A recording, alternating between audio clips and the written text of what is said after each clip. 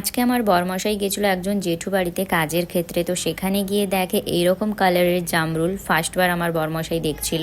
তাই জেঠুকে বলে করে এই জামরুলগুলো পেড়ে করে নিয়ে আসছিলো বাড়িতে।